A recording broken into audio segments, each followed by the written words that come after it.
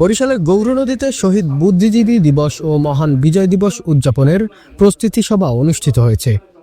উপজেলা প্রশাসনের আয়োজনে সকালে উপজেলা পরিষদের হলরুমে উপজেলা নির্বাহী অফিসার ও পৌর প্রশাসক মোহাম্মদ আবু আবদুল্লাহ খানের সভাপতিত্বে বক্তব্য রাখেন উপজেলা সহকারী কমিশনার ভূমি মোহাম্মদ রাজিফ হোসেন, মডেল থানার ওসি মোহাম্মদ ইউনুস মিয়া, পৌর বিএনপির সাবেক সাধারণ সম্পাদক বীর মুক্তিযোদ্ধা শাহ আলম ফকির, উপজেলা মাধ্যমিক শিক্ষা officer Abdul Jalil, UP chairman Nur Alam Seniabad সহ অন্যান্যরা। Arif India, smart Sangbad, news desk.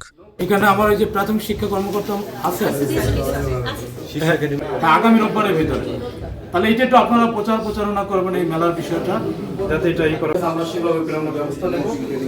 আর স্থানীয় যারা যদি রাইট দিকে যদি টি20 ক্রিকেট টুর্নামেন্ট নৌকা বাইক সেখানে সম্ভব, আমাদের এখানে কি নৌকা বাইক সম্ভব? সম্ভব স্যার, বললে সম্ভব।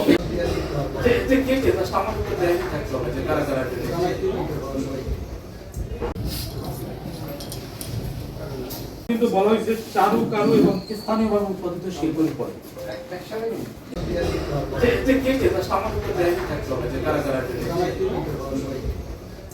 আমরা সেভাবে প্রেরণার ব্যবস্থা নেব। আর স্থানীয় যারা যদি রাইট দিকে যদি